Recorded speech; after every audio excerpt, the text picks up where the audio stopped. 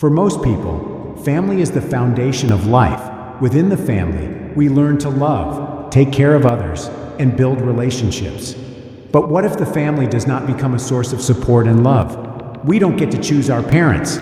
We cannot change the past or choose another family. Unfortunately, not all kids are born into loving families. Some children face indifference or cruelty from their parents, which can lead to serious psychological trauma and problems in adulthood. Amber Gibson and her brother, Connor Gibson, didn't have a loving family. They grew up watching their father, Peter Gibson, physically abuse their mom, Anne Marie Adams. It continued throughout the period from August 2001 to August 2007. In 2008, their father was sentenced to 10 years in prison for several violent crimes. The father's behavior created a far from favorable environment for the children. They grew up in an atmosphere of terror and cruelty, especially Connor. Things began to change in 2008 when their father was sent to prison. It seemed that the family could finally find peace. But after their father's arrest, their mother, Anne Marie Adams, began abusing alcohol and stopped caring for the children. Amber was only 3 years old, and her brother was 5 when they were taken away from the family. Craig and Carol Niven became their foster parents, described as the most giving, loving, supportive, and admirable young girl. Amber had shown hints of great promise. Although she had experienced immense suffering, she harbored an amazing outlook on life and loved art and singing, her loved ones said. Unfortunately, Connor never recovered from the abuse. The boy had behavioral problems from an early age. He was introverted and had difficulties adjusting to school. There were rumors about his outbursts of rage. He could lash out at strangers. As he grew older, he became more and more like his father. He most often directed his aggression at girls. Despite his pleasant appearance, he was a rather violent young man, so his classmates avoided him and considered him a dangerous person. As a result of all this, Connor had almost no friends. He actively used social media to share his thoughts. He wrote about his depression, anxiety, and attention deficit. As a teenager, he was left alone with his problems. Connor complained that those around him did not accept him and judged him. He didn't think he was bad. He was just trying to cope with the consequences of his father's tyranny. He was convinced that his father was to blame for all his problems. Despite his attempts at socialization, he could not even find a common language with his sister, who was only a couple of years younger. His foster parents tried not to leave them alone together, realizing that it could lead to a conflict or even a fight. After the pair moved in with the Nivens, there were concerns about Connor Gibson's behavior, with Mr. Niven describing the siblings as not a good mix. To minimize the time the siblings spent together, the foster parents decided it would be best for Connor and Amber to attend different schools. Connor went to a secondary school for kids with social, emotional, and behavioral needs, Keir Campus in Blantyre, Lanarkshire, while Amber attended Morehouse Academy in West Lothian's Bathgate. As they grew older, they faced new challenges, and Connor found them particularly difficult. For obvious reasons, he was unable to have romantic relationships. His temper scared people away, and none of the girls wanted to get involved with him. It made him extremely angry, and he began to systematically direct his aggression toward his sister, picking fights over any little thing. The tension in their relationship escalated to the point where Amber could no longer stand to live with him under the same roof.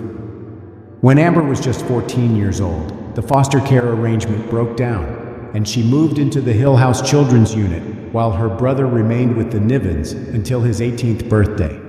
In 2020, Connor left his foster parents' home, tired of their control.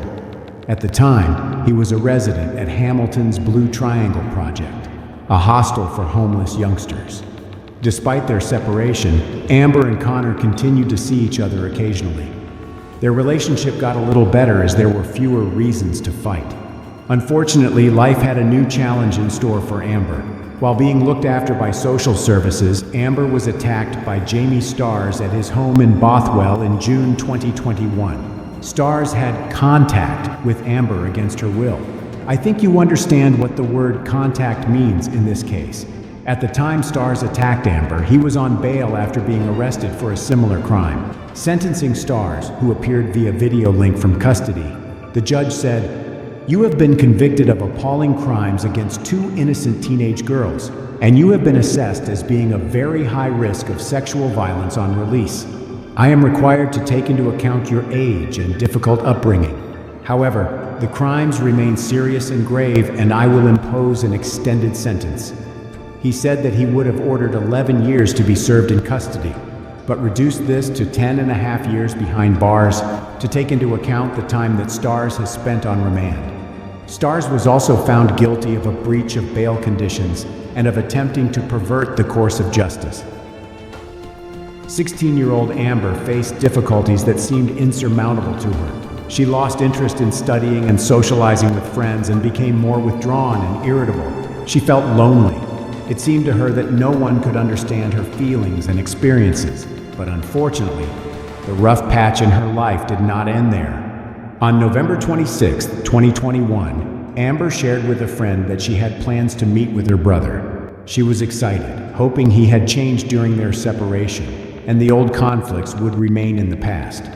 After Connor called the Hill House unit where Amber lived to talk to his sister, the manager tried to dissuade Amber from meeting her brother, but she didn't listen. They initially met at their foster parents' house and then went for a walk to discuss some issues. CCTV footage shows the two walking along the streets of Hamilton with one another, with Amber later sending a selfie of the two captioned, "My big bro." It was the last time anyone would hear from her alive. Connor would later return in a disheveled state and tell a project worker that he and his sister had argued. This worker later admitted that his appearance and strange behavior frightened her.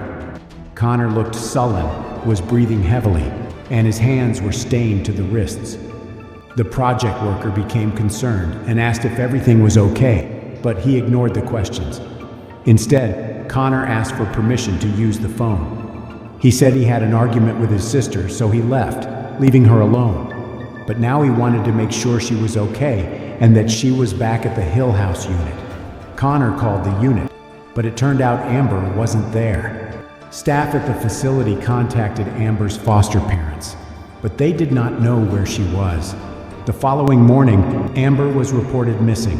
Despite his sister's disappearance, Connor was unusually indifferent. He didn't call the foster parents or try to find out what happened to her. He just waited for the police to find her. During this period, the police have already begun search operations. To get leads, the investigators turned to the last person who communicated with Amber. They went to see Connor, and the latter confirmed they had gone for a walk the night before she disappeared.